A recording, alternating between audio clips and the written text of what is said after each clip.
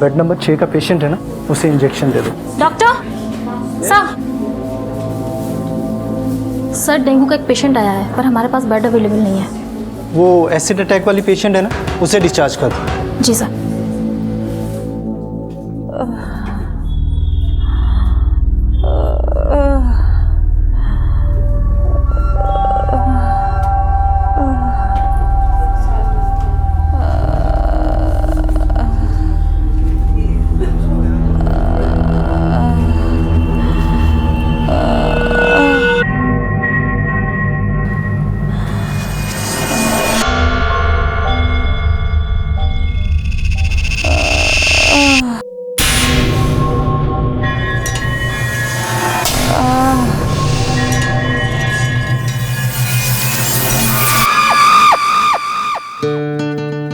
कुमुद acid attack की victim थी, लेकिन उसे ना तो अपने अपराधी की खबर थी और ना ही वो उसके बुरे इरादों की वजह जानती थी। और अब उसका दर्द भी उसे चुनौतियां देने को तैयार था।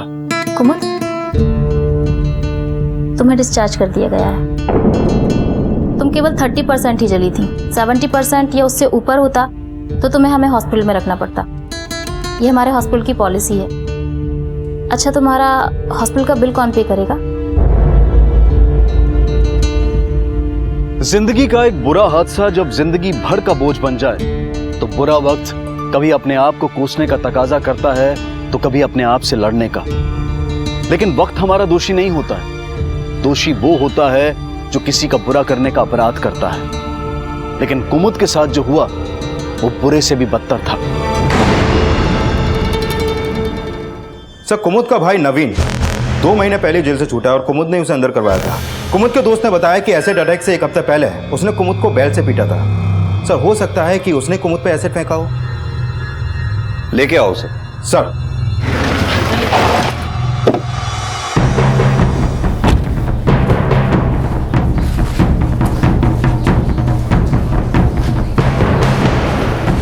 कुमुद का भाई कहाँ है? बात क्या है साहब?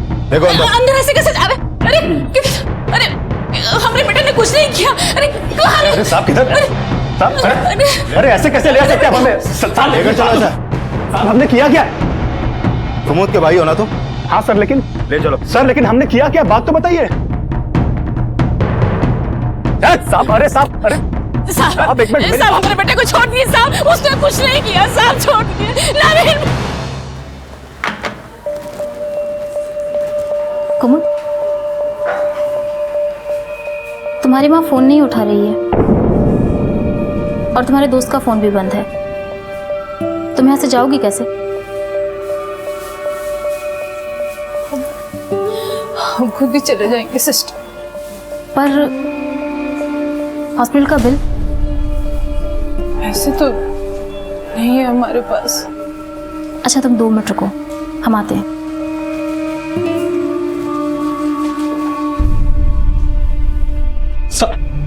साहब, हम कुमुद पे क्यों एसिड फेंकेंगे? भाई हैं हम उसके। भाई नहीं, तू कसाई है। 10 दिन पहले तूने कुमुद को पीटा और 6 महीने पहले उस बच्ची मीरा का सिर तक फोड़ दिया तूने। तेरा बस चलता तो उस बच्ची की जान तक ले लेता। भाई बोलता है तो साहब, वो भी हमको अपना भाई कहाँ मानती है? अपनी बेटी को तो सर पे चढ़ा के रखा है उसने। माँ से बदतमीजी कर रही थी तो बस इसी खुंदक में हाथ उठ गया। और कुमुद, वो अपनी बेटी को समझाने के बजाय उल्टा मुझे जेल करवा दी। और इसी खुंदक में तूने कुमुद पे एसिड फेंक दिया। साहब, मानते हैं कुमुद से हम नफरत करते हैं, लेकिन इसका ये मतलब थोड़ी कि हम उसके ऊपर तेजाब फेंक देंगे। तूने नहीं फेंका तो और किसने फेंका होगा? साहब, ये हमको कैसे मालूम चलेगा? आप कुमुद के दोस्त वो गौतम से पूछिए ना। एसिड अटैक के टाइम पे वो भी था वहां पर। बैठो कुमुद, 3 दिन बाद आकर पट्टी चेंज करा जाना। और चिंता मत करना, डॉक्टर की बात हो गई है। तुम्हारा खर्चा एक एनजीओ उठा रहा है। ये रख लो। अरे रख लो, पैसे नहीं है तुम्हारे पास? Thank you sister. हम ये पैसे आपको जरूर वापस कर देंगे। अच्छे से जाना। फिलहाल तो तुझे जाने दे रहे हैं, लेकिन हमसे पूछे बगैर ये शहर छोड़कर जाना मत कहीं। जा सकते हो।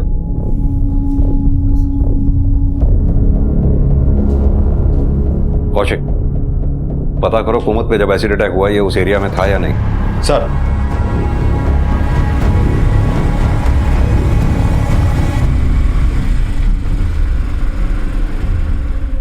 तुम्हारी माँ फोन नहीं उठा रही है। और तुम्हारे दोस्त का फोन भी बंद है।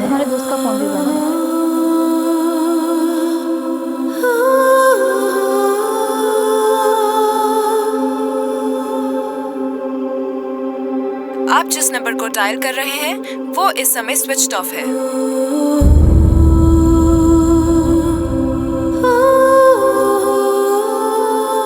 ये मजा आ रहा है? हाँ। एंजॉय करो, बस गिरना मत। संभाल के।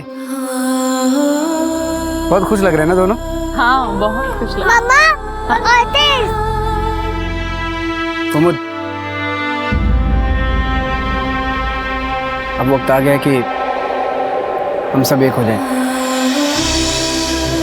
तो शादी की डेट निकलवा ले। पापा रुको ना। कुमुद एक तलाकशुदा औरत थी। गौतम से दूसरी शादी करके वो जिंदगी की नई शुरुआत करने वाली थी। कुमुद की बेटी को पिता और गौतम के बेटे को मां मिलने वाली थी। दो अधूरे परिवार पूरे होने वाले थे, लेकिन इन सपनों पर एक बुरे मंसूबे का साया था।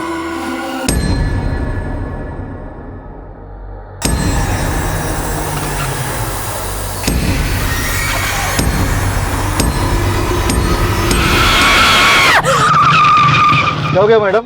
वापस हॉस्पिटल लेकर चलूं? इस हादसे ने सिर्फ कुमुद का जिस्म ही नहीं गलाया, बल्कि उसकी रूह भी हिलाकर रख दी।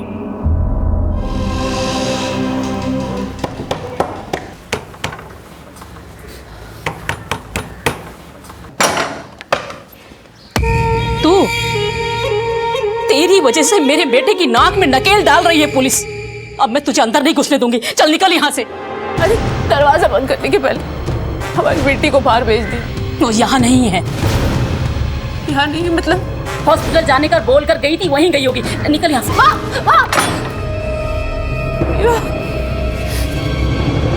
सर, जिस मार्केट में कुमुद पे एसिड अटैक हुआ उसके भाई की फोन लोकेशन उस एरिया की नहीं थी। ये देखिए सर। जेल से होके आया, इतना दिमाग तो रखता ही है कि क्राइम सीन पे मोबाइल ना लेके जाए। लेकिन सर वहाँ आसपास में कोई सीसीटीवी भी नहीं है और ना ही कोई ऐसा विटनेस सामने आया जिसने कुमुद के भाई नवीन या किसी सस्पेक्ट को वहाँ पर देखा हो। कुमुद पे जब अटैक हुआ तो गौतम के साथ साथ उन दोनों के बच्चे भी उनके साथ थे। हैरानी की बात यह है कि गौतम ने देखा तक नहीं। लेकिन सर कुमुद के बयान के मुताबिक उस पर जो एसिड अटैक हुआ उसके पीछे उसके किसी दुश्मन का हाथ है और गौतम तो उसका दोस्त है।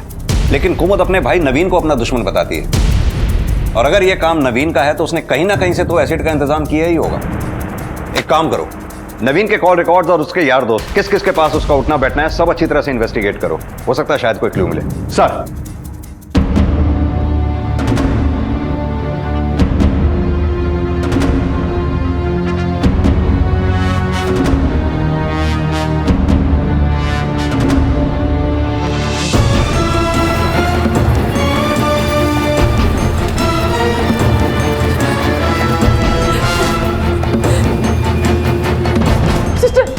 सिस्टर, हमारी बेटी मीरा ना हमसे यहाँ अस्पताल में मिलने आई थी।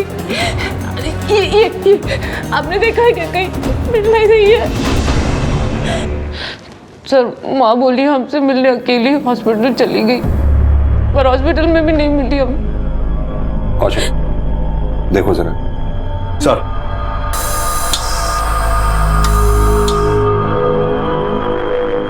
लेकिन एक बात समझ में नहीं आई, आपकी माँ ने मीरा को अकेले जाने क्यों दिया? सर उन्होंने कभी हमारी परवाह नहीं की, तो मीरा की क्या करेंगे? हमने हमेशा उन्हें सगी माँ का ही दर्जा दिया सर, पर उन्होंने कभी बेटी नहीं समझा मुझे। कुमुद की जिंदगी उतार चढ़ाव से भरी थी। अब तक वो एसिड अटैक के सदमे से भी नहीं उबर पाई थी कि उसकी बेटी मीरा लापता हो गई। क्या ये भी उसके घर वालों का षड्यंत्र था, या फिर असल में षड्यंत्र रचने वाला अब तक नजर में ही नहीं आया था? पीछे अच्छी तरह से देखो। अरे क्या कर रहे हो? छान मारो, कोई भी नहीं रहना चाहिए। साहब, आप तो ऐसे छानबीन करवा रहे हैं जैसे हम कोई अपराधी हूँ। क्यों, आपका बेटा जेल होकर नहीं आया? ये कैसी बात कर रहे हैं साहब आप तो हमको थाने लेके गए हुए थे, भला हम मीरा को कैसे गायब करेंगे? लेकिन गायब तो यहीं से हुई है ना, क्या पता इसमें तेरा भी हाथ हो? साहब वो मीरा हमारे हाथ की थोड़ी है, कहीं भी अकेली घूमती रहती है, चुईया की तरह फुदकती रहती है इधर उधर। अब हम क्या उसकी पूंछ बनकर घूमे? नात इनको चुईया बोल रही हैं आप, तो बेटी को तो फिर पता नहीं क्या बोलती होंगी आप।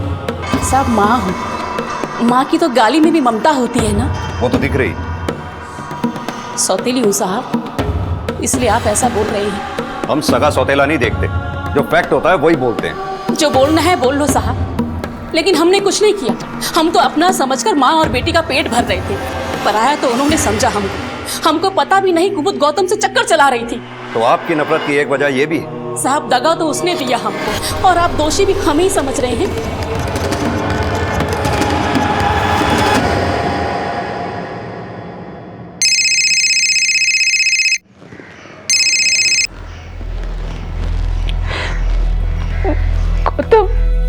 कुमुद तुम कहाँ हो? हम हॉस्पिटल आए तो पता चला तुम्हें डिस्चार्ज कर दिया। कुमुद सब ठीक तो है ना? गौतम मेरा साहब हमें कोई फर्क नहीं पड़ता, कुमुद गौतम से शादी करे या किसी और से करे। शादी करके जाती तो उल्टा बला टलती हमारी। ये भी तो हो सकता है कि तूने अपनी बला उस पर एसिड फेंक कर टाल ली। हमारे बेटे ने उस पर एसिड नहीं फेंका साहब। गौतम के अलावा उसका कई लोगों से चक्कर होगा। हो सकता है किसी ने उससे अपनी नफरत निकाली होगी। बेटे को बचाने के लिए बेटी पे लांछन लगा रही हैं आप। वो हम पर कालक पोत रही है और हम उस पर लांछन भी ना लगाएं।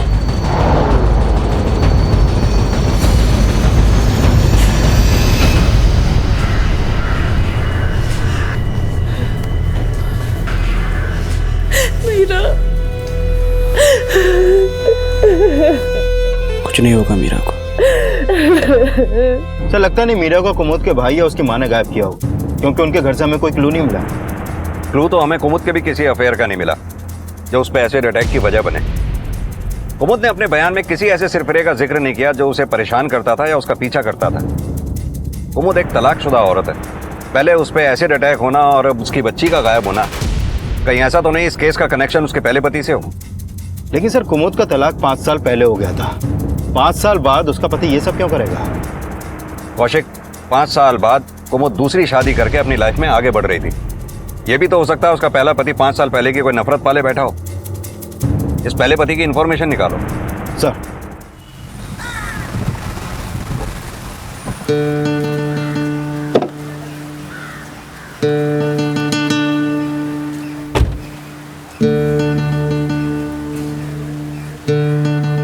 देखो अब मैं खेलता हूँ। कितना हुआ ये? 3।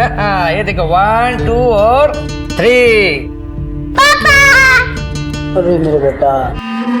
आंटी मीरा कहाँ है? मीरा कल आएगी बेटा, तुम जाओ खेलो।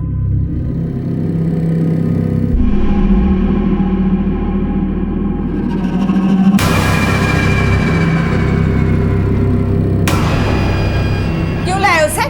मना किया था ना तुझे, फिर भी उससे ले आया? आहिस्ता बोलो, भारी बेटी सुन लेगी। सुनती है तो सुन ले।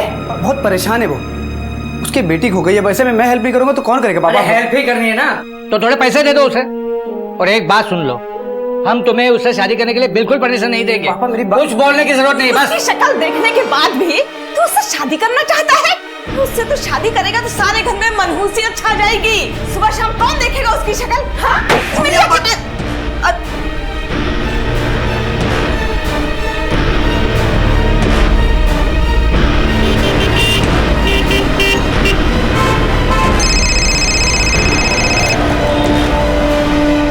हेलो,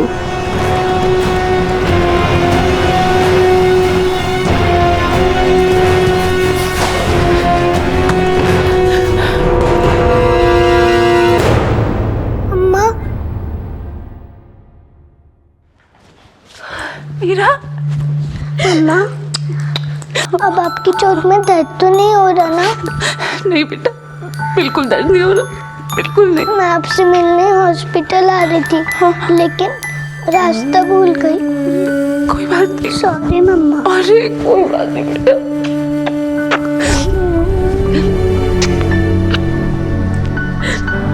मैं इसको लेके जा सकती हूँ। तुम जा कहाँ रहे हैं और रहेंगे कहाँ? बेटा, जो रास्ते पे लाया है वही रास्ता भी दिखाएगा। और पता है, भगवान भी उसकी मदद करते हैं जो अपनी मदद खुद करता है। सर ये राजेश बिष्ट, कुमुद का तलाकशुदा पति। मैंने कुमुद का डिवोर्स केस स्टडी किया, बड़ा मेसी केस था सर। ये कुमुद को मारता था, कमरे में बंद रखता था। तो फिर कुमुद ने एक एनजीओ की मदद से अपने पति राजेश से तलाक लिया। इसका करंट फोन नंबर, एड्रेस सब निकालो। सर माना कि तुम उसकी सौतेली हो, लेकिन घर तो तेरे सगे पिता का था, वो ऐसे कैसे निकाल सकती है? हाँ बेटा, हम पड़ोसी हैं तेरे, ऐसा नहीं होने देंगे हम। चल हम बात करें तेरी माँ से और भाई से। नहीं अंकल, अब उस घर में रहे ना तो हमारा दम घुट जाएगा, अब नहीं। तो तुम जाओगी कहाँ?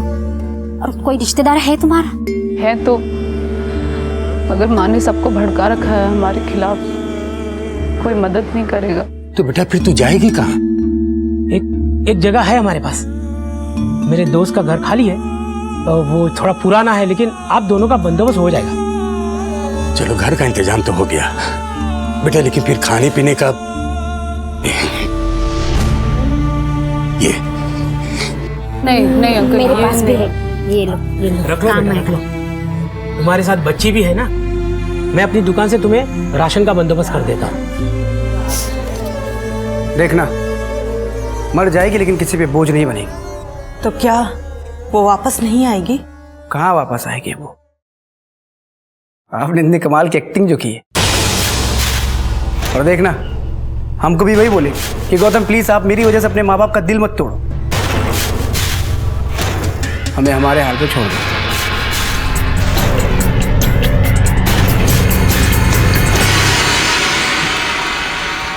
मम्मा, हम यहाँ रहेंगे? हाँ बेटा, ये घर ना बिल्कुल हमारी तरह है, जैसे हमें सबने छोड़ दिया, इस घर को भी सबने छोड़ दिया। पर देखो, आंधी, तूफान, बारिश, सबके बाद भी ये घर टूटा नहीं। वाव, कितना बड़ा घर है मम्मा, और खिड़की भी है, बहुत रोशनी आएगी, और हम लोग यहाँ पे छुपन छुपाई भी खेल सकते हैं। मम्मा, मुझे घर बहुत पसंद आया, थोड़ा गंदा है लेकिन साफ कर लेंगे। इतनी बड़ी हो गई हो तुम। अगर उस बेसहारा पर तरस खाकर दुनिया ने हमें कोसना शुरू कर दिया तो? अरे दुनिया को कुछ नहीं पड़ी, बस पुलिस को ना पता चले, इसलिए एक्टिंग चालू रखनी पड़ेगी।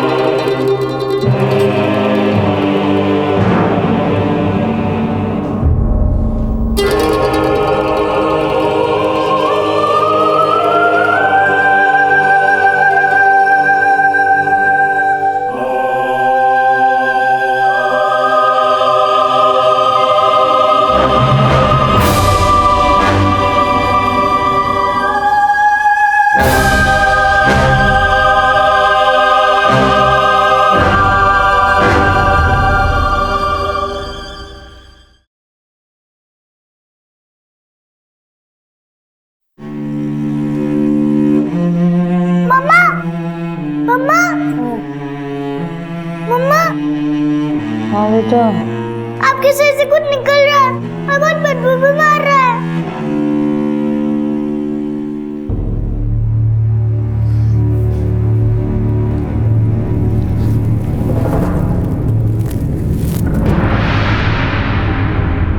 बेटा, आप 5 मिनट के लिए बाहर जाओगे, मम्मा सब साफ कर देगी। हाँ साहब, हम क्यों झूठ बोलेंगे? वो दोनों माँ बेटी यहाँ नहीं आई।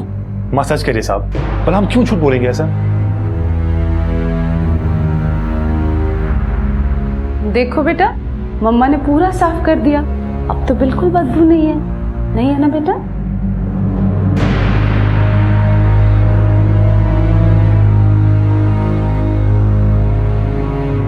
देखो बेटा, मम्मा ने खुशबू वाली अगरबत्ती लगा दी, अब मेरे बच्चे को बिल्कुल बदबू नहीं आएगी। नहीं आ रही ना बेटा? लेकिन मम्मा वो क्या है, आपकी चोट से फिर से येलो येलो निकल रहा है, फिर से पट्टी बदलनी पड़ेगी। सर कुमुद ने हमको कभी बताया नहीं कि उसकी माँ ने उसे घर से बाहर निकाल दिया था। वो इतनी ज्यादा खुददार है कि अपनी प्रॉब्लम हमको भी नहीं बताती थी। वरना हम उसे अपने घर ले आते। घर तो लेके आए थे तुम उसे? लेके तो आए थे सर, लेकिन मीरा के मिलने के बाद हम कभी मिले नहीं उससे। हाँ कौशिक, ठीक है, कुमुद का पता चल गया।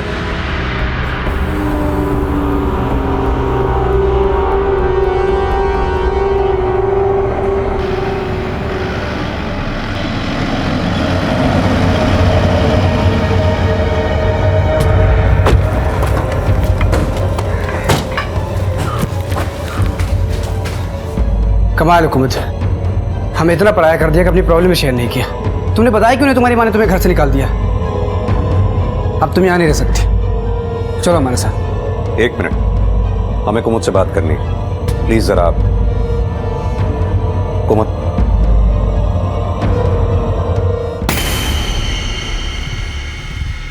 अंकल अंकल, आप हमें अपने घर ले जाने आए हैं? हाँ बेटा, बहुत जल्द हम तुम दोनों को अपने साथ ले जाएंगे। आज नहीं ले जाएंगे?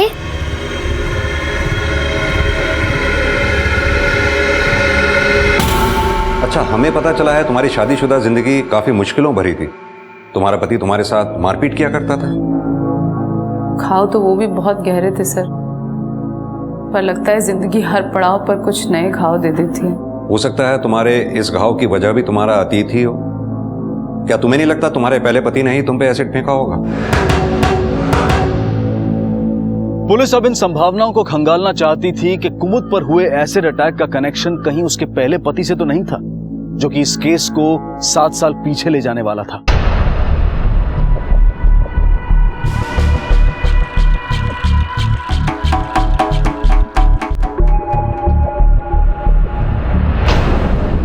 वो शादी थी या किसी वहशी दरिंदे के लिए किया हुआ समझौता, या फिर हमारी सौतेली माँ का कोई सौदा, हमें आज तक समझ में नहीं आया। शादी के बाद हमें पता चला कि राजेश की हमसे पहले भी 2 बार शादी हो चुकी है।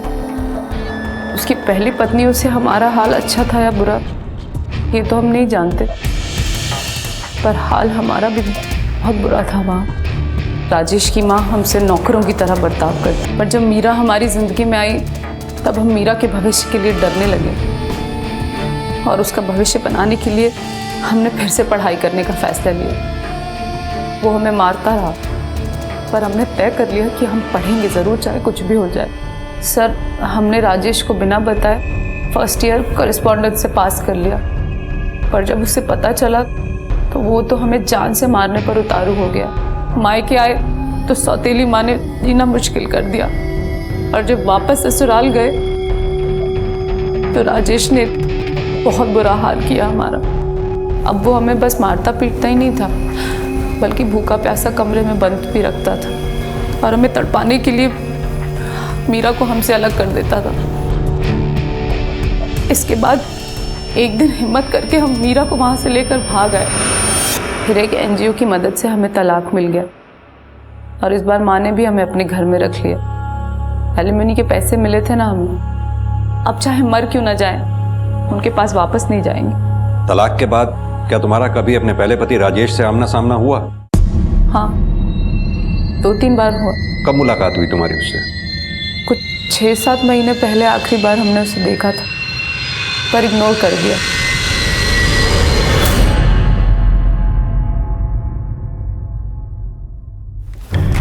सर, कुमुद का पहले पति राजेश की फोन लोकेशन उस एरिया की नहीं थी जहां पर कुमुद पे एसिड अटैक हुआ था, लेकिन सर उसके कॉल रिकॉर्ड में एक नंबर सामने आया। ये देखिए सर, ये नंबर एक केमिकल सप्लायर का है। राजेश की इस केमिकल सप्लायर से अक्सर बातें होती हैं। तो हो सकता है इस केमिकल सप्लायर से एसिड का इंतजाम करवा के कुमुद पे एसिड किसी और से फेंकवाया गया। तो सर ये भी हो सकता है कि एसिड फेंकने वाला उसका भाई नवीन हो, क्योंकि कुमुद का पहला पति राजेश और कुमुद का भाई नवीन दोनों आपस में अक्सर मिलते थे। कुमुद का चेहरा मैंने एक अरसे से देखा तक नहीं, और आप कहते हैं कि मैंने उसका चेहरा बिगाड़ दिया। बिगाड़ा तो तुमने बहुत कुछ था कुमुद का, शायद अब चेहरा भी बिगाड़ दिया हो। सर, आप कुमुद का भाई नवीन क्यों मिलता था तुमसे? नवीन से मैं शादी से पहले भी मिलता था, और कुमुद से तलाक के बाद मैंने आया क्या? कहीं ऐसा तो नहीं कुमुद से बदला लेने के लिए कुमुद के भाई नवीन को मोहरा बनाया हो? मैं क्यों बदला लूंगा सर कुमुद से? छोड़ दिया है मैंने उसे, अब हमारे बीच में कुछ भी नहीं है। छोड़ा तुमने नहीं था कुमुद को, कुमुद ने तुमको छोड़ा था। तुम्हें एलिमनी देनी पड़ी थी कुमुद को। कहीं ऐसा तो नहीं हो सलीमनी की भरपाई करने की आग अभी तक लग रही हो? देखिए सर, अगर कोई सबूत हो तो आरोप लगाई, ये बेवजह का शक कर मुझे परेशान मत कीजिए प्लीज। कौशिक, राजेश ने 5 साल इंतजार किया है तो बदला भी प्लान करके लिया होगा। उस केमिकल सप्लायर को बुलाओ, उसी से पूछताछ करके इसके राज उगल पाएंगे। सर नहीं खाना मुझे। बेटा सुनो ना, नहीं खाना। सुनो मुझे सुनो चाट सुनो, मुझे मेरा रोटी खानी है। बेटो मेरी बात सुनो, गुड गर्ल हो ना आप हमारी। नहीं मम्मा। गौतम अंकल की गाड़ी। गौतम अंकल, अंकल आज आप हमें अपने घर ले जाएंगे? मीरा अंदर आओ। लेकिन अंकल। कहा ना अंदर आओ। कुमुद, हमें पता है तुमने हमारे माँ बाप की बात को अपने दिल पे लगा लिया। देखो तुम हमारे बारे में मत सोचो, तुम्हारे माँ बाप को वाकई तुम्हारी चिंता है। कुमुद, जितनी इज्जत मैं अपने माँ बाप की करता हूँ उतनी फिक्र करता हूँ तुम्हारी। तुम इस हालत में ऐसे अकेले कैसे संभालोगे मीरा को? जिसका कोई नहीं होता ना गौतम, उससे अकेले ही लड़ना पड़ता है। तुम्हें ऐसा तो नहीं लग रहा ना कि हमने भी तुम्हारा साथ छोड़ दिया? शिकायत नहीं कर रहे हैं, बस कह रहे हैं तुमसे हमें अकेला छोड़ दो, हम खुद अपने आप को संभाल लेंगे।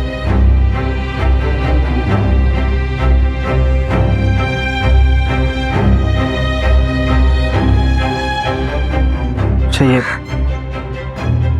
हमारी तरफ से मना मत करना प्लीज। सुनो, ये पैसे दिखाकर ना हमारी भावनाओं को छोटा मत करो। और एक बात कहें तुमसे, दोबारा यहां मत आना।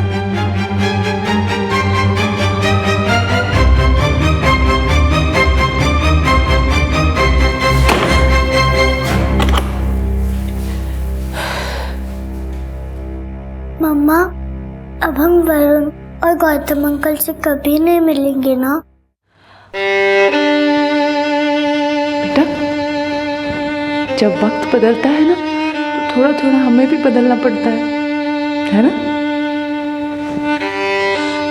आप अपनी मम्मा पे ट्रस्ट करो, हम दोनों मिलके ना सब ठीक कर लेंगे, ठीक है? सर, हम एसिड में डील करते ही नहीं, फिर हम कैसे देंगे किसी को? एसिड में डील नहीं करते, लेकिन किसी के लिए एसिड का इंतजाम तो करवा ही सकते हैं। लेकिन हम क्यों किसी के लिए एसिड का इंतजाम करेंगे? राजेश के लिए। सुना है दोस्त है वो तुम्हारा। हाँ दोस्त है, लेकिन उसने कभी हमसे एसिड के लिए नहीं बोला। पुलिस अब ये पता करने में जुट गई कि कहीं कुमुद पर एसिड फेंकने वाला गौतम से जुड़ा कोई शख्स तो नहीं था। पुलिस कुमुद को इंसाफ दिलाने के लिए हर संभव प्रयास कर रही थी और वहीं कुमुद अपनी आजीविका के लिए संघर्ष कर रही थी। और इसी दौरान पुलिस को एक इंफॉर्मेशन मिली। सर, गौतम के घर के नौकरों से एक बात पता चली है। गौतम के पेरेंट्स कुमुद और गौतम की शादी के खिलाफ थे। हाँ, ये बात सही है कि हम पहले से ही चाहते थे कि कुमुद की शादी गौतम से ना हो, लेकिन इसका मतलब ये तो नहीं है ना कि हम कुमुद पे एसिड फेंकवाए। तुम्हारे पेरेंट्स ने एसिड नहीं फेंका तो फिर क्या तुमने कुमुद पे एसिड फेंकवाया है? सर, आप कैसी बात कर रहे हैं? मतलब हम क्यों एसिड फेंकवाएंगे कुमुद पे? हम तो प्यार करते थे ना उससे। मतलब अब प्यार खत्म हो गया? नहीं, अब अभी भी करते हैं। तुम यहाँ ऐशो आराम भी जी रहे हो और वहाँ कुमुद दर दर की ठोकरें खा रही है। नहीं सर, ऐसी बात नहीं है। हम अपने पेरेंट्स को कन्विंस करने की पूरी कोशिश किए थे, पर वो नहीं माने तो क्या करें? कौशिक, ये पेरेंट्स नहीं माने या गौतम खुद भी कुमुद से शादी नहीं करना चाहता था? ये गौतम और इसकी फैमिली की हिस्ट्री निकालो। सर,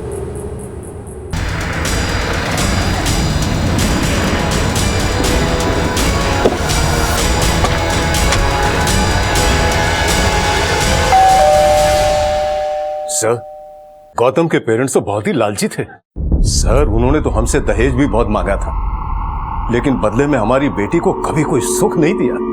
सास ससुर हमेशा जली कटी सुनाते रहते थे उसे, और उसका वो पति गौतम, उसे तो कुछ पड़ी नहीं थी। सर, ये से केस जरूर खत्म हो गया, लेकिन हम दोनों आज भी यही मानते हैं कि उन्होंने हमारी बेटी को मारा है।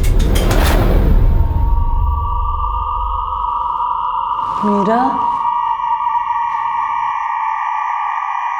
मीरा, मीरा, मीरा, मीरा, कहाँ हो बेटा? मीरा,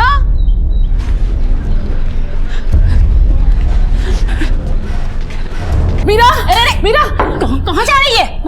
मीरा, ये क्या? यहाँ नहीं आई तेरी बेटी। कहीं देखा आपने उसको? हमने नहीं देखा। जा, हमारा और कोई काम नहीं, निकल यहाँ से। कोई तेरी बेटी नहीं आई है।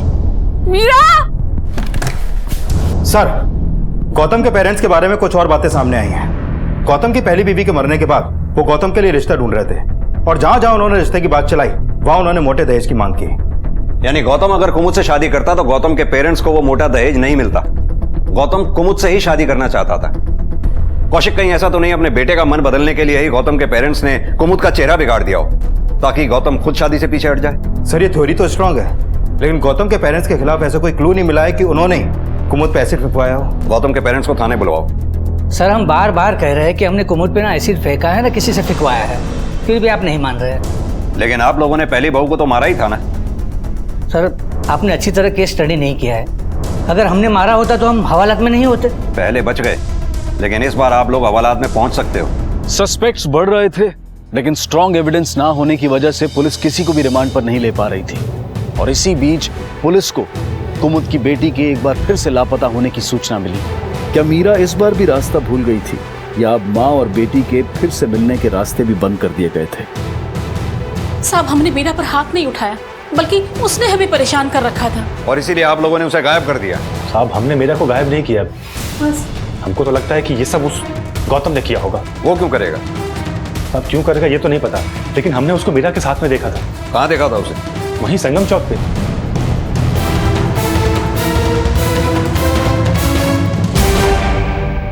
सर, हम ना कहाँ बोल रहे हैं कि हम मीरा से नहीं मिले थे। हम तो बोल रहे हैं मिले थे, लेकिन इसका ये मतलब नहीं कि हम उसे किडनैप करवाएंगे। हमको तो ये भी नहीं पता था कि वो मिसिंग है। लेकिन मीरा से मिले क्यों थे? सर, वो हम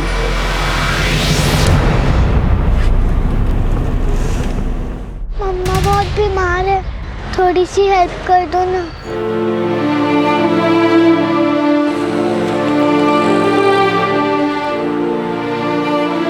मीरा, बेटा तुम क्या कर रही हो? मम्मा बहुत बीमार है, घर में खाने को भी कुछ नहीं है। आपने तो मम्मा को प्रॉमिस करके तोड़ दिया, पर मुझे तो केयर करनी है मम्मा की।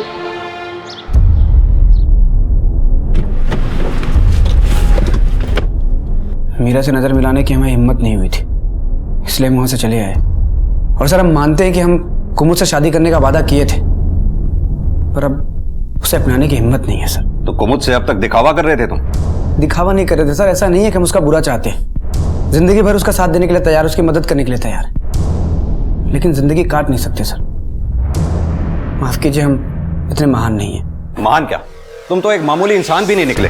अगर उस बच्ची मीरा से नजर बचा के जाने की बजाय अगर उस बच्ची को कुमुद के पास छोड़ देते तो आज वो बच्ची गायब भी ना होती। हेलो, क्या? ठीक है, एड्रेस भेजो। सर, राजेश का दूसरा नंबर ऑन है, अभी त्रिवेणी संगम में एक्टिव है।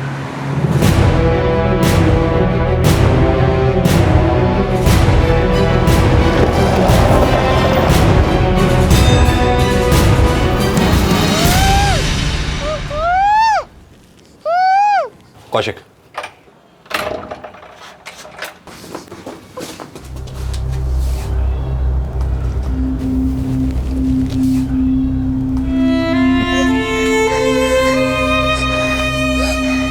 रो मत बेटा, कुछ नहीं होगा।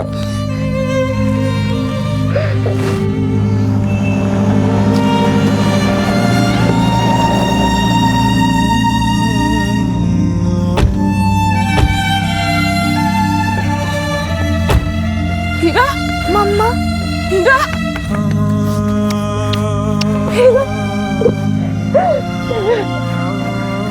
तुम ठीक हो?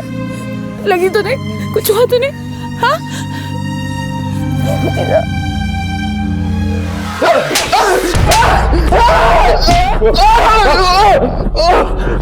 बता, मीरा को क्यों उठाया था?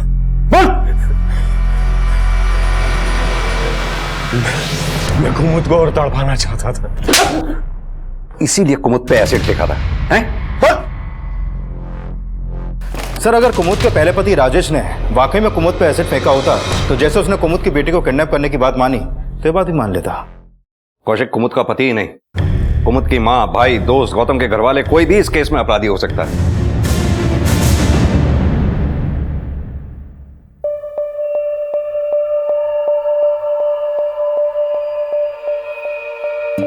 ये क्या पढ़ रही हो मम्मा?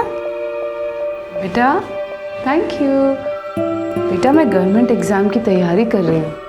अगर एग्ज़ाम पास कर लिया ना तो गवर्नमेंट जॉब लग जाएगी और सब अच्छा हो जाएगा। सर, गौतम की पुरानी ईमेल आईडी और सोशल नेटवर्किंग अकाउंट से सामने आया है कि उसकी पहली बेबी होते हुए भी उसके काफी अफेयर्स थे। मेरी कुछ लड़कियों से बात हुई, एक दो की तो शादी हो चुकी है और एक आउट ऑफ इंडिया चली गई है। लेकिन सर एक लड़की ऐसी है जिसने अपनी प्रोफाइल डीएक्टिवेट कर दी थी। ये देखिए सर, ये उसके कुछ लास्ट मैसेजेस जो उसने गौतम को भेजे थे। सर इससे तो लगता है कि वो गौतम से काफी हट थी। मंजू नाम है इसका। हाँ सर, हम मंजू से शादी करना चाहते थे पर हमारे पेरेंट्स नहीं माने थे। पहली बीवी होने के बावजूद तुम मंजू से टच में थे? एक दो बार हमने उसके मैसेज का रिप्लाई किया था बस। अब कहाँ है वो? हमारी पहली बीवी मरने के बाद हम मंजू से कांटेक्ट करने की कोशिश किए थे और उसने अपना नंबर बदल दिया था सर, और जिस एड्रेस पे रहती थी वहाँ से भी शिफ्ट हो गई थी। उसका आखिरी एड्रेस दो हमें। जी।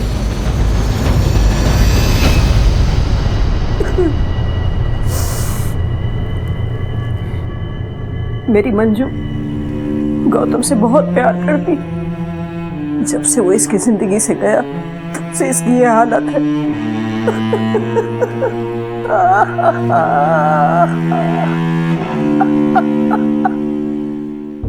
सर, मैंने मंजू की माँ के कॉल रिकॉर्ड चेक किए। जिस रात कुमुद पे एसिड अटैक हुआ था उस रात मंजू की माँ की फोन लोकेशन उसी एरिया की थी जहां पर कुमुद पे एसिड फेंका गया था। मैंने किसी पर कोई एसिड नहीं फेंका, मेरा विश्वास कीजिए साहब। हमने ये भी पता कर लिया है गोदावरी जी कि आपने वो एसिड खरीदा कहां से था। अब सीधी तरह से मान लीजिए जो भी कुछ आपने किया है। बोलिए।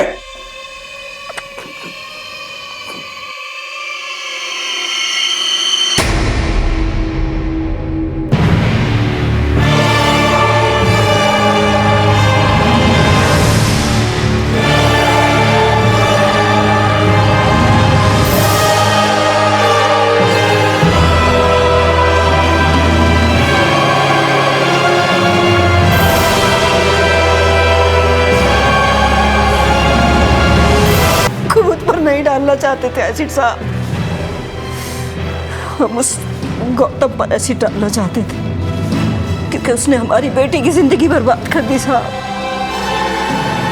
हम उसकी जिंदगी बर्बाद करना चाहते थे, गलती से वो लड़की बीच में आ गई साहब।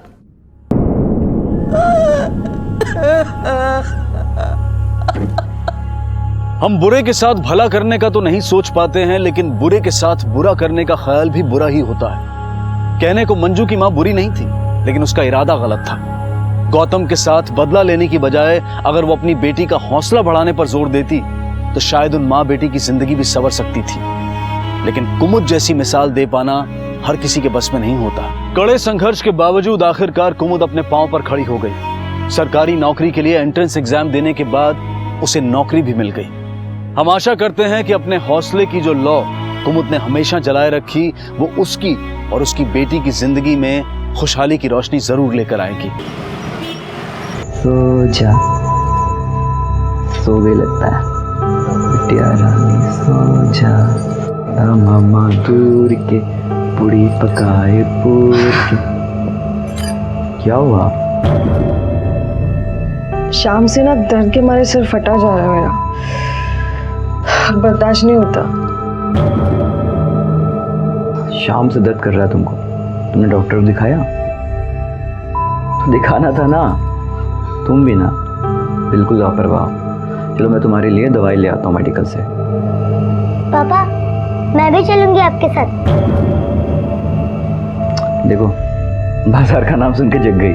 प्लीज ना पापा, मुझे आइसक्रीम खानी है, प्लीज मुझे लेके चलो। अच्छा ठीक है चलो। मैं इसको लेके जा रहा हूँ, ठीक है? अच्छा चलो आइसक्रीम खाएंगे।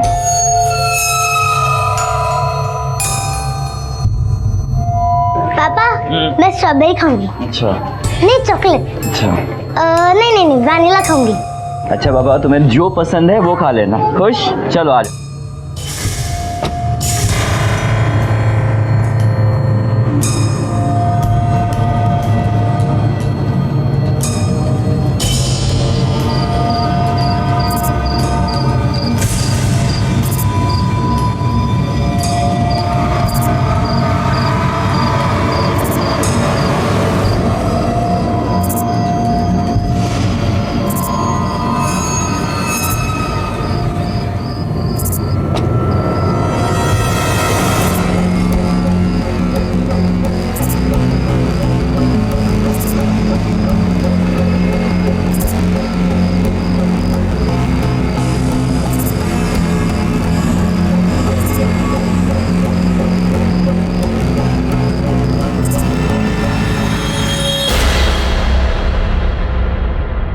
सोच विचार विचार पद्धति ये किसी भी व्यक्ति या समाज के विकास की नींव है। सोच समय की तरह परिवर्तनशील होती है और वक्त और परिस्थितियों के हिसाब से बदलती है और बदलनी भी चाहिए। और जब ये नहीं बदलती या हम इसे बदलने से रोकते हैं तो ये उस रुके हुए पानी की तरह से होती है जो गुजरते हुए वक्त के साथ एक ही जगह पड़े पड़े सड़ने लगता है और बीमारियां पैदा करता है। ऐसा ही उदाहरण है हमारा आज का ये एपिसोड, जहां एक इलॉजिकल सोच ने कई भयानक गुनाहों को जन्म दिया। अच्छी लगी आइसक्रीम आपको? हाँ? ओहो इंदु, अरे रात के वक्त तुम्हें दरवाजा तो बंद करना चाहिए।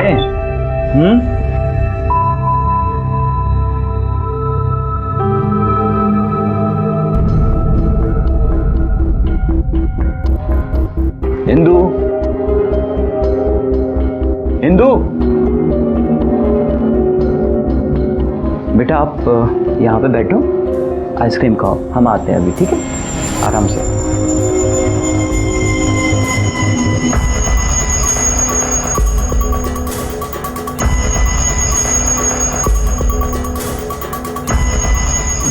इंदु है क्या यहाँ पे? नहीं, यहाँ तो नहीं आई। अच्छा,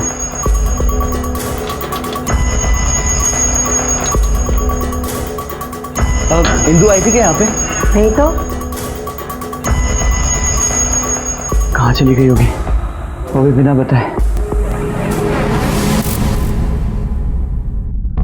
कब से गायब है आपकी बेबी? सर कल रात से। मैं प्रिया को लेकर मेडिकल से उसके लिए सर दर्द की दवाई लाने गया था। जब वापस आया तो देखा दरवाज़ा खुला हुआ है और इंदु घर पर नहीं है। ये कितने बजे की बात है? सर 12 साढ़े 12 बजे के आसपास के। आप दोनों में कोई झगड़ा, मतलब कोई अनबन, कुछ तनाव था? नहीं सर, बिल्कुल नहीं। आपने उनके दोस्तों के पास या उनके रिश्तेदारों के पास इंक्वायरी की? शायद उनके पास वो गई होगी।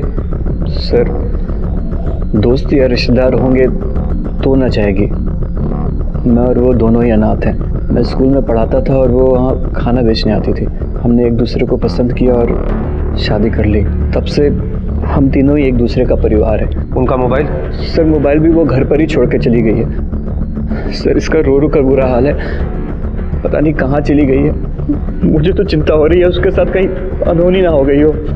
ठीक है, हम लोग पूरी कोशिश करेंगे उन्हें ढूंढने की, और जैसे ही कुछ खबर मिलती है तो आपको इन्फॉर्म कर देंगे।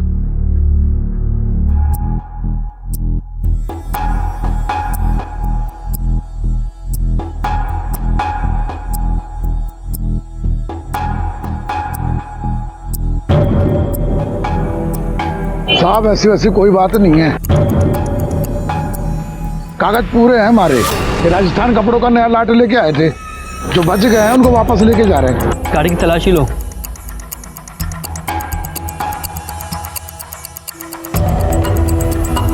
सर कपड़े। ठीक है, नीचे उतरो, जाओ।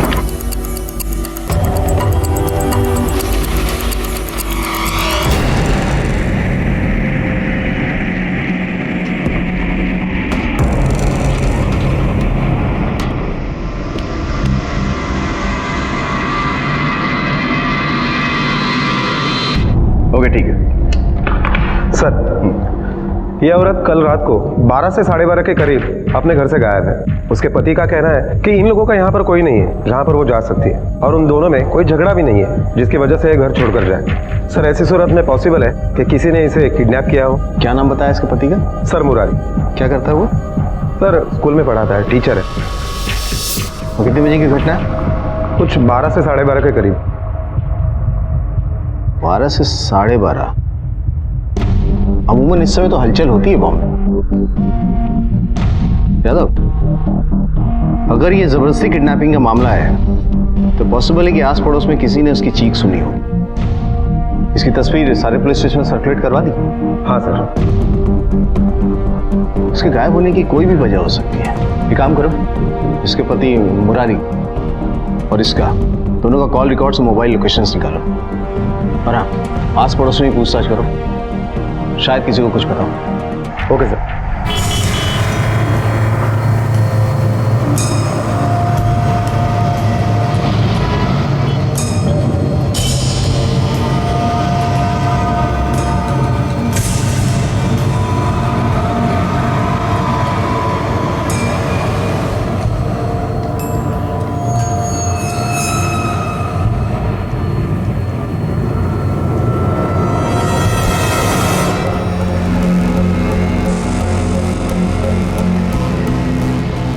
मैंने तुम्हारी सारी बातें मान ली, तुमने जो कहा वो किया। अब मेरी बेटी के साथ कुछ गलत मत करना। हमारा वास्ता थारे से है, थारी बेटी से कोने। मम्मी, मम्मी, क्या हो बेटा, क्या हो गया? मम्मी हमें छोड़कर काम पे चली गई, बताना। आ जाएगी, तुम्हारी मम्मी जल्दी से आ जाएगी, है ना? परेशान नहीं होते ना? रो मत, है ना? पापा मम्मी को बुलाओ, उसको बुलाओ, मुझे मिलना है, उसको पहले बुलाओ। पापा, पापा मम्मी को बुलाओ। इस केस में अभी बहुत से सवाल मुंह बाए खड़े थे। ये कौन लोग थे जिनके हवाले इंदू ने अपने आप को इतनी आसानी से कर दिया था और उनका जुल्म सहने पर मजबूर थी? क्या वास्ता था उन लोगों का इंदू से? और क्या वो इंदू की बेटी का भी हनन करना चाहते थे? क्यों ये जघन्य अपराध वो उसके साथ कर रहे थे? और क्या इस सारे वाकये का मुरारी से भी कोई संबंध था? एक अपहरण जो कि अपहरण था भी या नहीं ये कहना मुश्किल था, लेकिन इसके पीछे का सच बेहद अजीबोगरीब था। सर, मोहल्ले में हमने जितने भी लोगों से इंदू और मुरारी के बारे में पूछताछ की तो सभी का यही कहना है कि इंदू बहुत ही अच्छी इंसान है, किसी के साथ कोई झगड़ा नहीं, अपने परिवार से भी बहुत प्यार करती है, और मुरारी भी बहुत अच्छा इंसान है। उन दोनों के फोन रिकॉर्ड्स में कुछ संदिग्ध मिला? नहीं सर। किसी भी पुलिस स्टेशन से कोई इन्फॉर्मेशन मिली? अब तक तो नहीं मिली है सर।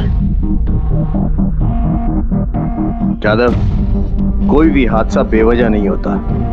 इस केस की हमें बहुत बारीकी से छानबीन करनी पड़ेगी।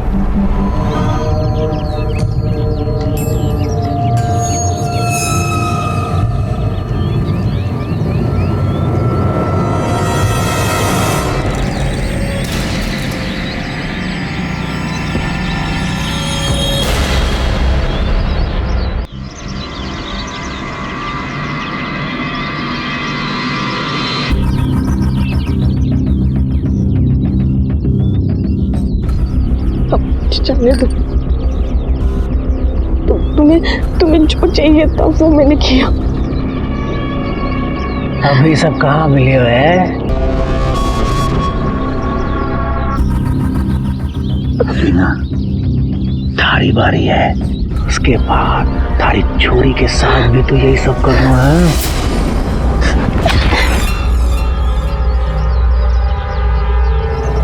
मेरी बेटी, तुम लोग मेरे बेटे के साथ कुछ गलत नहीं कर सकते। देखो, तुम्हें जो चाहिए था वो मैंने दिया, तुमने मुझसे वादा किया तो। प्रिया बेटा, बेटा रोते नहीं, दूध पी लो। चलो।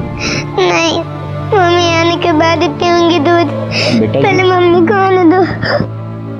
आ जाएगी बेटा, जल्दी मम्मी आ जाएंगी।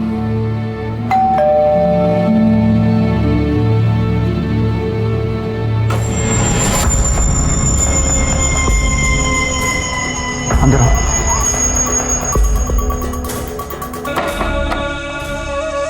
तू क्यों आया यहाँ पे? तारे भूल गया था, पता चला तू आज आया ही नहीं तो मैं सीधा यहाँ चला आया। देख बल देख, हमारे पास थारे को देने के लिए एक पैसा नहीं है, ना मैं दूंगा। वैसे भी हमारी लाइफ में बहुत टेंशन चल रही है, मैं उसी में उलझा हुआ हूँ। सुना है मैंने इंदू गायब हो गई है, पर मैं ये सोच रहा था कि गायब हुई है या कराएगी। देख भैया, ज़्यादा सोचने की जरूरत ना है, अपने काम से काम लोग चल यहाँ से। देख मुरारी, ऐसा है जरूरत तो थारे को मारी कभी न कभी तो पड़ेगी, क्योंकि मैं ही वो इंसान हूँ जो सब जानता है। याद है ना, उस वक्त भी थारे को मारी जरूरत पड़ी थी। देख रहा है वक्त अपने आप को कैसे दोहराता है। चलता हूँ, जरूरत पड़े तो याद कर लेना।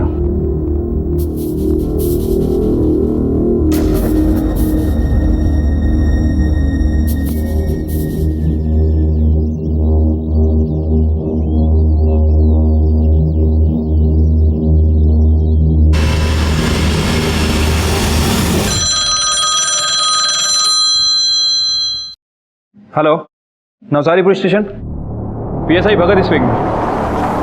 क्या?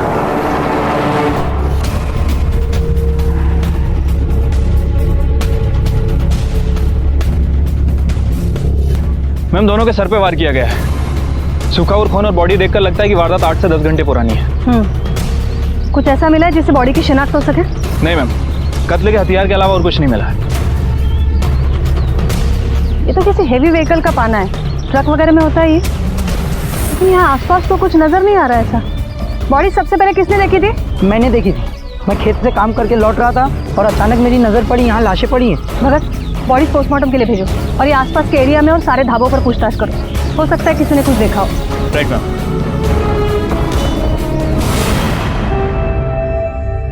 बेटा, आपको जो भी खिलौने चाहिए ना, आप देख लो। देखो कितने सारे खिलौने हैं। मैं फोन पे बात कर लेता हूँ, ठीक है?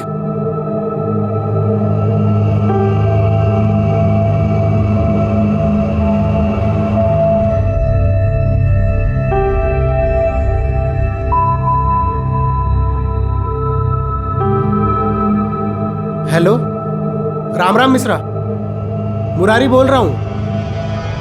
क्या हाल चाल जानू? अच्छा, इंदु आई है क्या वहाँ? नहीं आई? अच्छा, वो वहाँ आए ना तो मुझे तुरंत फोन करो। सुनो, ये बात किसी और को मत बताना।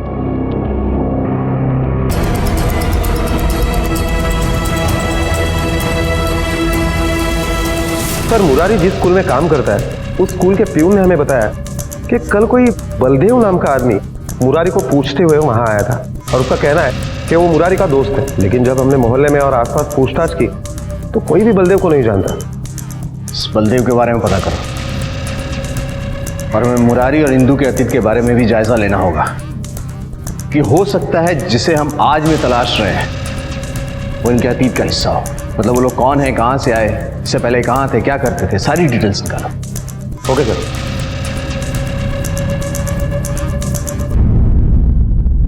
मैम, पोस्टमार्टम रिपोर्ट के हिसाब से दोनों ही मर्डर 12 बजे से 2 बजे के बीच में हुए हैं। आसपास के ढाबों में पूछताछ करके पता चला है कि ये दोनों ही वहाँ पे खाना खाने के लिए रुके थे। मैम, हो सकता है कि ये दोनों ड्राइवर और क्लीनर हों। हमने आसपास बहुत सारी जगह ट्रक को तलाश किया लेकिन कहीं भी कोई लावारिस ट्रक नहीं मिला है। इसका मतलब है जिसने कत्ल किया वो ट्रक लेके भाग गया है।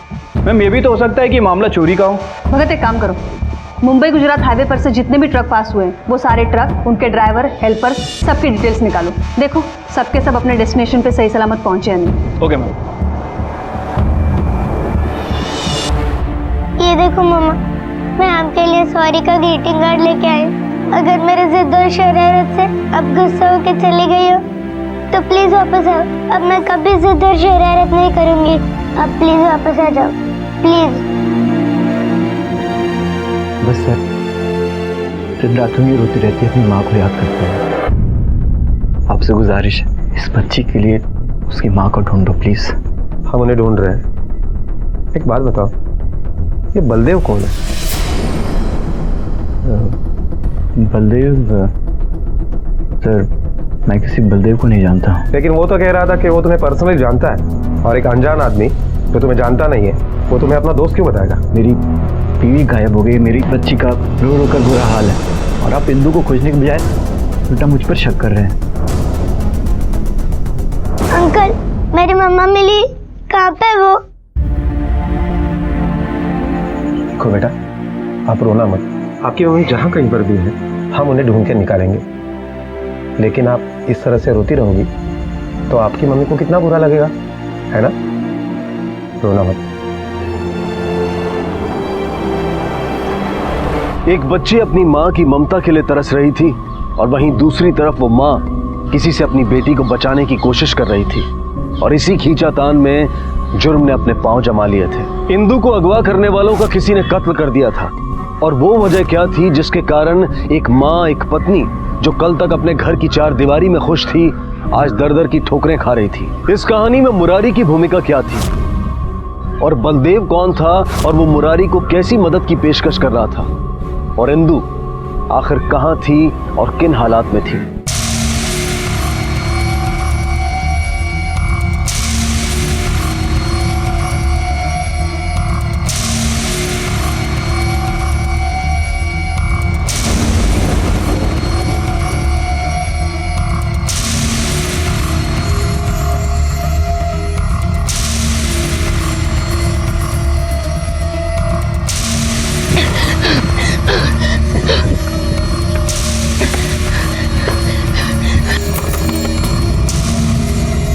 कौन છે અત્યારે?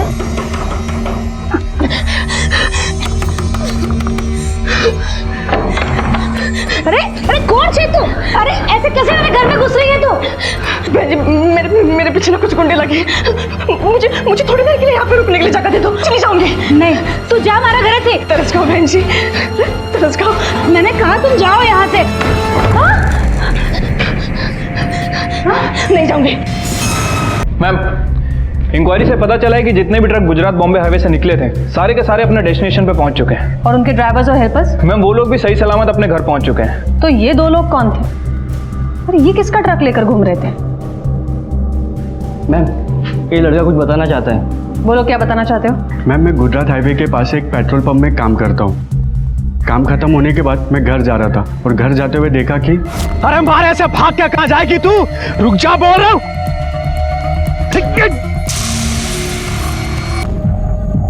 इसका मतलब है वो दो नहीं 3 लोग थे, उसमें से 2 मारे गए। और ये औरत कौन है जिसने ये दोनों लोगों का खून किया है, और क्यों? तुम्हें उस आदमी और औरत का चेहरा याद है? हाँ मैम, याद है।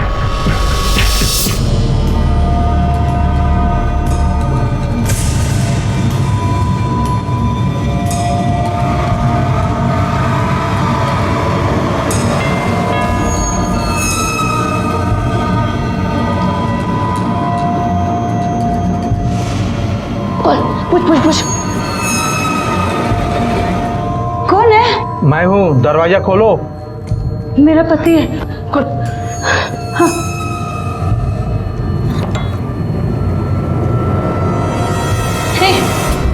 चुप, चल बैठ, चल बैठ, बैठ तो काट डालूंगी, बैठ।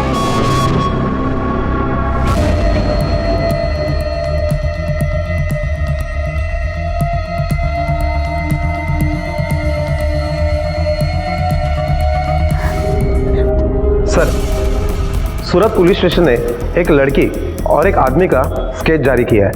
मुंबई गुजरात हाईवे पर जो कत्ल हुए उसमें यह लड़की संदिग्ध है और फरार भी है।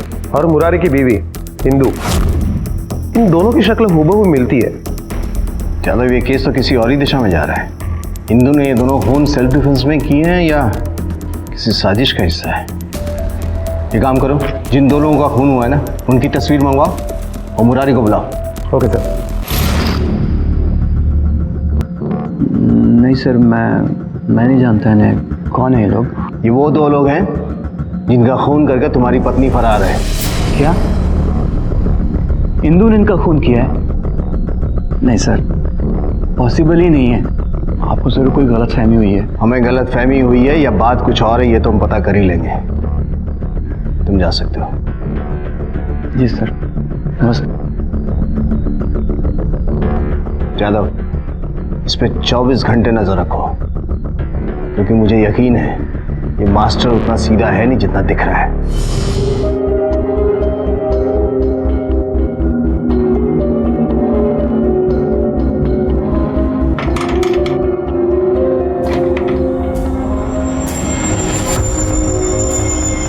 बलदेव मेरी मदद करेगा?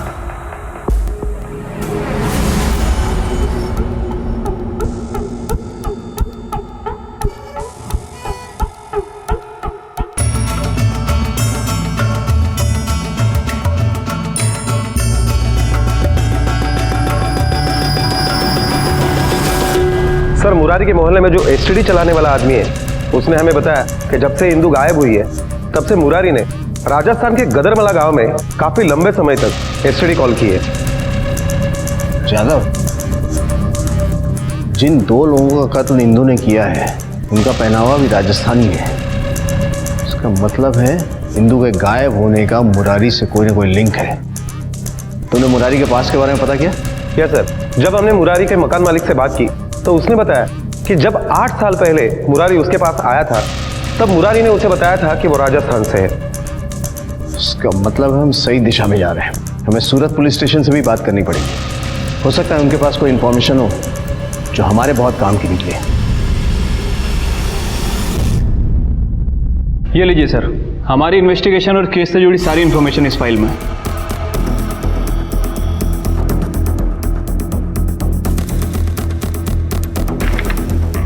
कुछ चीज़ें तो इस फाइल से क्लियर हो गई कि मरने वाले ड्राइवर और क्लीनर थे और इनका संबंध गदरमला राजस्थान से है, और ये कि उस दिन मुंबई गुजरात हाईवे से जितनी भी ट्रकें गुजरी उनमें से एक ट्रक का डेस्टिनेशन भी गदरमाला है। लेकिन इस फाइल के मुताबिक वो ट्रक और क्लीनर ड्राइवर वहाँ पहुँच चुके हैं।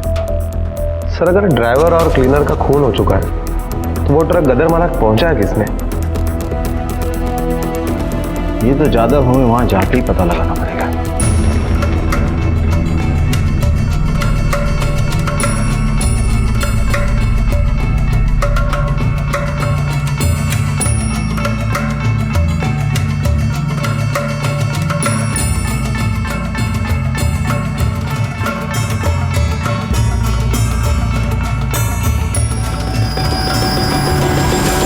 हाँ, राम राम साहब, कहाँ है? चल थारो। अच्छा, इंदु आई है क्या वहाँ?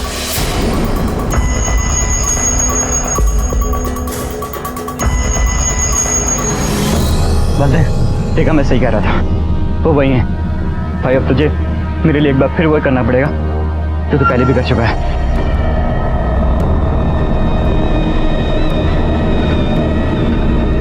तुझसे जो बन सकता है कर, लेकिन उसे वापस ला दे प्लीज। तू ये है ना बलदेव, तू तो बोल रहा था इसे जानता नहीं। चलो, तुम दोनों का टाइम आ गया। ए रोक, तेरी तो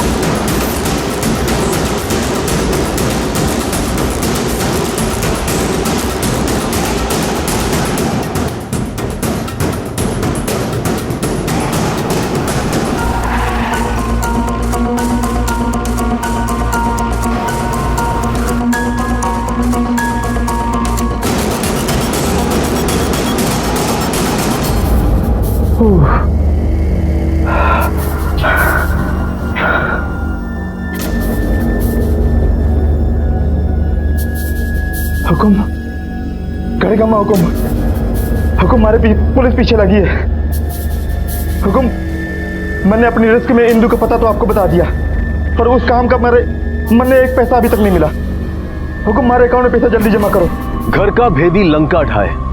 मुरारी जो बलदेव से मदद की उम्मीद लगाए हुए था, ठगा जा चुका था।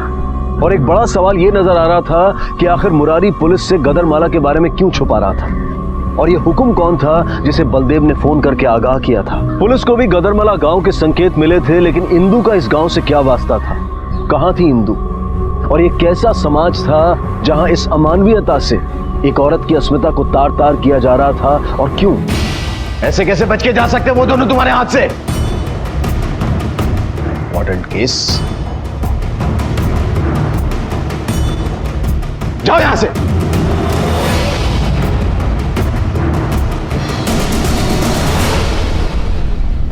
चलो, हमारा शक सही था। इस मुरारी का इंदु के गायब होने से जरूर कोई लेना देना है। सर, कहीं ऐसा तो नहीं कि मुरारी ने अपनी बीबी को गायब करवाया हो? अगर गायब भी करवाया होगा तो कोई वजह तो होनी चाहिए, जबकि इंक्वायरी में ये बात साफ हो गई है कि एक्स्ट्रा मैरिटल अफेयर जैसी कोई चीज नहीं थी। दोनों एक दूसरे से बहुत प्यार करते थे। मुझे लगता है इन सारे सवालों का जवाब हमें गदरमाला से ही मिलेगा। आखिर क्या कनेक्शन है इस वारदात का उस गांव से? एक काम करते हैं, मैं गदरमाला जाके वहां का सच पता करता हूं। तब तक तुम बलदेव और मुरारी दोनों को अरेस्ट करो। Okay sir.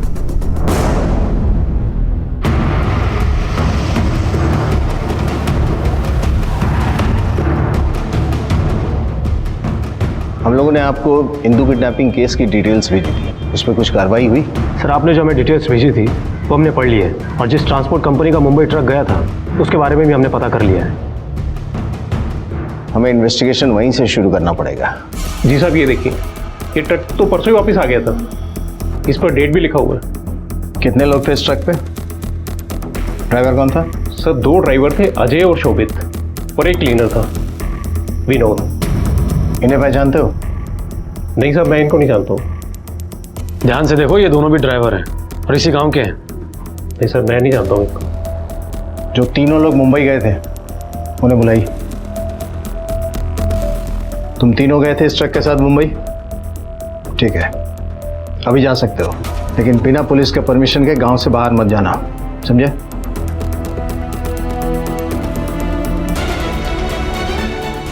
दीपक, अगर ये लोग इसी गांव के हैं तो गांव से इंक्वायरी करते हैं, कोई तो पहचानता होगा उन्हें। Yes sir.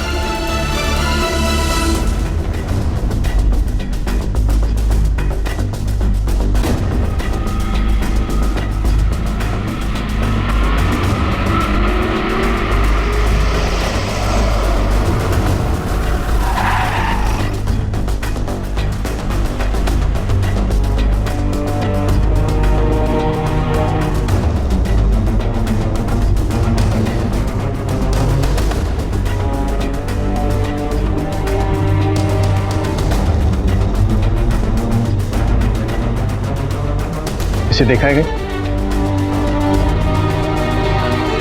ना जी साहब, मैंने इस छोरी को नहीं देखा।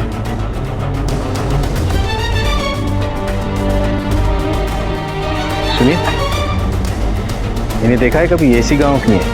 तो साहब जी, शहर नहीं गाँव है साहब जी। यहाँ की जनानी अपने पति के अलावा किसी को चेहरा नहीं दिखाती, मेरे अलावा किसी को देखा तक नहीं इसने अभी। जा अंदर जा। लो साहब, मैं बताता हूँ। नहीं साहब जी, मैंने तो कभी नहीं देखा इसको, मुझे नहीं लगता है इस गांव की।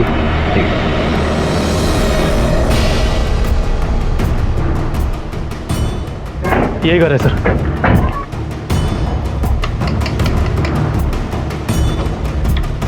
गोविंद तू है? जी मैं ही हूँ। मुरारी को कैसे जानता है? कौन मुरारी सर जी? सर, जिसने मुंबई से तुझे 2 बार फोन किया था पीसीओ से, उसने किसको फोन किया नहीं किया सारा डिटेल्स है हमारे पास। बोल। देख साहब, प्यार से समझा रहे हैं, सीधे जवाब दे। साहब जी, हमारा दोस्त है जी वो, और जी कभी कभार फोन कर लें जी एक दूसरे को हालचाल पूछने को। इंदू के बारे में क्या जानता है? जी वह उसकी लुगाई है। बस इतना ही जानता है? तो जब वो मुंबई से भागी तो मुरारी ने तुझे फोन क्यों किया? बोल। साहब जी, यूँ मैं कैसे बता सकूँ? दीपक, तलाशी लो अंदर। Okay sir.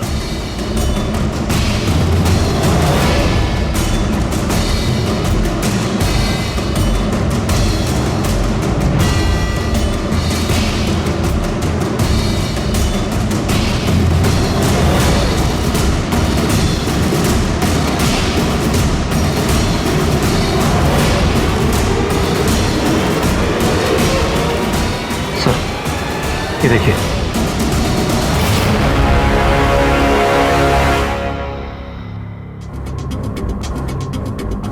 कौन है ये?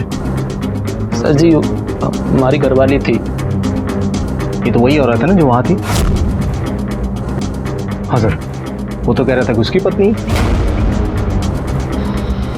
मतलब तलाक हो गया था तुम्हारा? मतलब तुम्हारा तलाक नहीं हुआ तो तुम्हारी बीवी है ना, तो तुम्हारी बीवी उसके घर क्या कर रही थी? मुरारी की बीवी भागी तो वो तुम्हें फोन किया, चल क्या रहा है यहाँ? सर, ये ऐसा नहीं बोलेगा।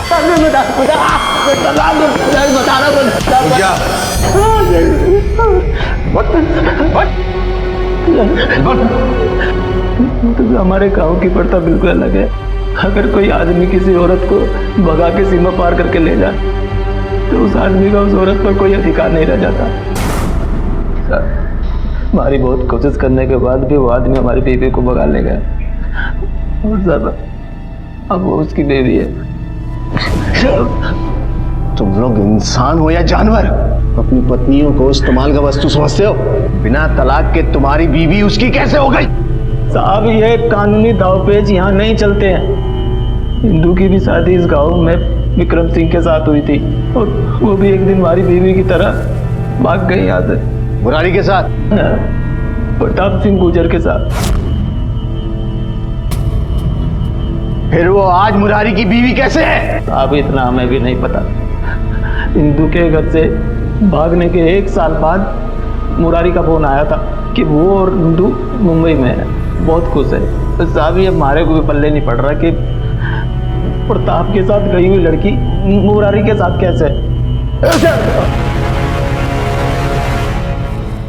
इतनी घिनौनी प्रथा आज के जमाने में भी यहाँ चल रही है, आप लोगों ने कभी एक्शन नहीं लिया? सर एक्शन तो तब लेना जब कोई गांव वाला साथ दे। कानून के हिसाब से प्रथा गलत है, लेकिन गांव वालों की पूरी मंजूरी है इस प्रथा के साथ। हम कभी कोई एक्शन लेना भी चाहें तो ना तो हमें कोई सुराग मिलता है, ना ही कोई सबूत और ना ही कोई गवाह। और अगर कोई इस प्रथा को सपोर्ट ना भी करे तो गांव के डर से कोई रिपोर्ट तक नहीं लिखवाता, और अगर किसी ने रिपोर्ट लिखवा दी तो पूरा गांव उसके अगेंस्ट हो जाता है। मतलब जाहिर सी बात है कि इस बात का अगर इतना प्रेशर है तो कोई भी पति अपनी पत्नी को वापस नहीं ला पाता होगा, और इनके सो कॉल्ड समाज में जो बेइज्जती होती है सो अलग। उसका मतलब है विक्रम सिंह से हमें मिलना पड़ेगा, क्योंकि हो सकता है अपनी इसी बेइज्जती का बदला लेने के लिए विक्रम सिंह ने इंदू को मुंबई से उठवाया होगा। विक्रम सिंह,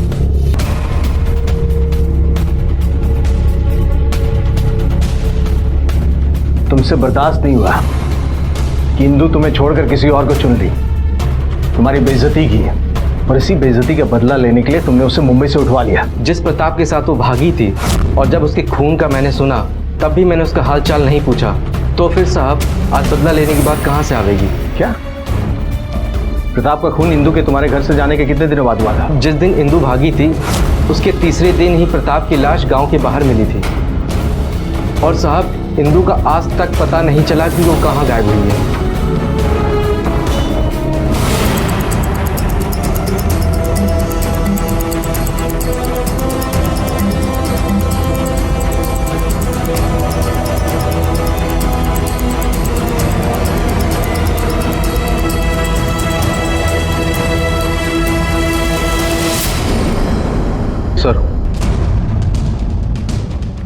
सर जिस टेम्पो मालिक ने क्लीनर और ड्राइवर के बारे में बताया था, ये रहे उनके कॉल रिकॉर्ड्स। इसके मुताबिक तो पिछले 1 हफ्ते में ये लोग गांव से बाहर गए ही नहीं।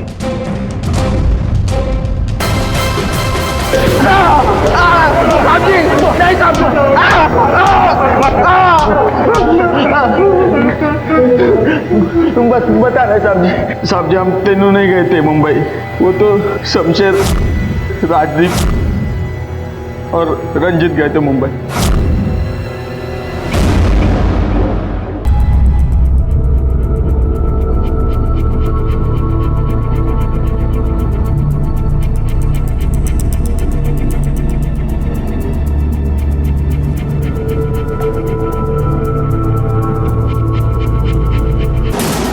पकड़ो से, भागना नहीं चाहिए। रुक जा। भाग रहा था मैं, देखे नहीं चल।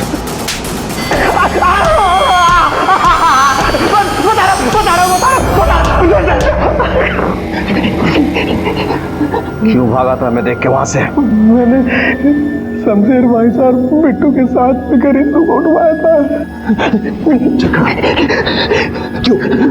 क्यों सब उठा के मैं उसको गांव लेकर आया था।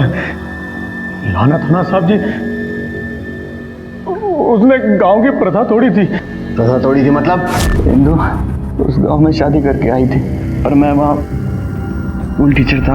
हम दोनों एक दूसरे से प्यार करने लगे थे, शादी करना चाहते थे। मेरी इतनी हिम्मत नहीं थी कि मैं उसे भगाकर गांव की सीमा के बाहर ले जाऊं, इसलिए हमने एक प्लान बनाया। इंदू ने प्रताप को अपने झूठे प्यार में फंसा लिया था। अब वो टेढ़ा दिलेर आदमी विक्रम के यहाँ उसे कोई भी नहीं रोक पाता है। बस गांव वालों की नजर बचाकर इंदू और वो दोनों गांव की सीमा से बाहर चले गए।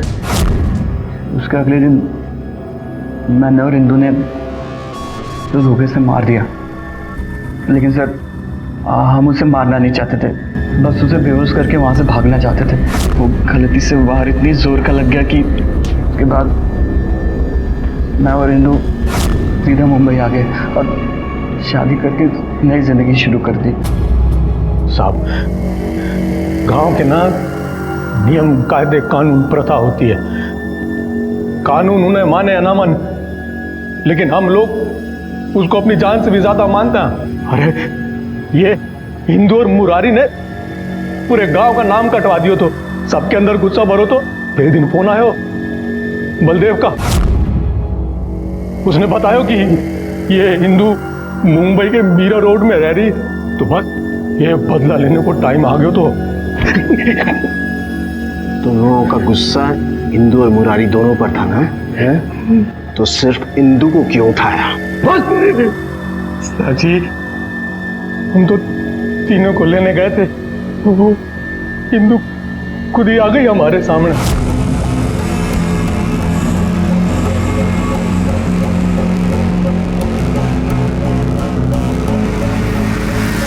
वही हमको बोली कि मैं साथ चलने को तैयार हूं, मेरे पति और बेटी को कुछ ना करो। हमको तो हुक्म ने आदेश दिया तो कि उसको उठा के ले आ। हुक्म कौन है?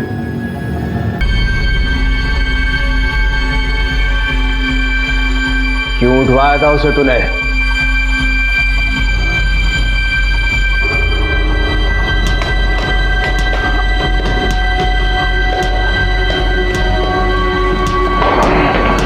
जा बोल, अब बोलेगा? बताएगा या दूसरा तरीका अपनाऊं मैं? मैंने उठवाया था उसे, कमीने को। हमारे भाई को मरवाया था उसने। 8 साल से उतना लेने के सोच रहा था मैं। कहाँ नहीं ढूंढा उस कमीने को अपने भाई के प्यार में, और उसे इंसाफ दिलाने की चूक रहा था मैं। चूक रहा था, दिल तड़पता था मेरा दिल। अब वो तड़पेगी जिंदगी भर। सुन, जिसे तो इंसाफ कह रहा है ना, वो वहशीपन है। तुम्हारे भाई को इंसाफ तब मिलेगा जब तू हमें बताएगा कि वो कहाँ है और कानून उसे सजा दे। आप जी, मुझे चाहे कुछ भी कर लो, मैं नहीं बताने वाला कि वो कहाँ है, और ना ही कोई गांव वाला बताएगा। गांव के रीति रिवाज तोड़े हैं उसने, गांव की प्रथा तोड़ी है उसने। सजा तो भुगतनी ही पड़ेगी उससे जिंदगी भर। नहीं बताएगा तू? आप मुझे आप चाहे कुछ भी कर लो, मैं नहीं बताने वाला। मैं बताऊंगा।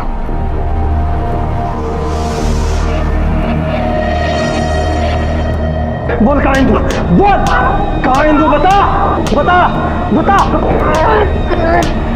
पुलिस की तमाम कोशिशों के बावजूद भी मंगल ने पुलिस को नहीं बताया कि उसने इंदू को कहां रखा है, वो जिंदा भी है या नहीं। लेकिन प्रिया और मुरारी हैं जिन्हें ये उम्मीद है कि इंदू जिंदा है और वो वापस आएगी।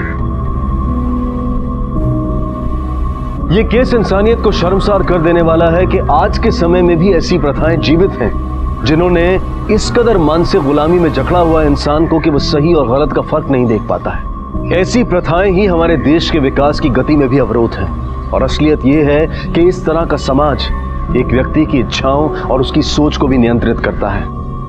देश तो आजाद है, लेकिन आज भी ऐसी कई जगहें हैं जहां लोग इस तरह की पिछड़ी और घिनौनी प्रथाओं के गुलाम हैं। मंगल और राजदीप को इंदू को अगवा करने और उसके साथ बलात्कार करने के लिए और मुरारी को प्रताप के कत्ल के लिए गिरफ्तार किया गया है। ये सभी इस वक्त न्यायिक हिरासत में हैं और चार्जशीट फाइल होनी अभी बाकी है। संस्कृति और संस्कार इंसान की बेहतरी और विकास के लिए बनाए गए हैं। अगर कोई भी संस्कृति, संस्कार और प्रथा के नाम पर वहशी होने का दावा करे तो अपने ज़मीर को जगाएं और सही बदलाव लाने की कोशिश करें। इसी विचार के साथ अब मैं अनूप सोनी आपसे विदा लेता हूं। फिर मुलाकात होगी अगले एपिसोड में एक और चौंका देने वाले केस के साथ। तब तक अपना और अपने परिवार का ख्याल रखें और देखते रहें क्राइम पेट्रोल डायल 100। सबक एक को, सीख हम सबको। जय हिंद। क्राइम पेट्रोल के और भी दिलचस्प कहानी देखने के लिए हमारे चैनल को सब्सक्राइब करें और बेल आइकॉन दबाना न भूलें।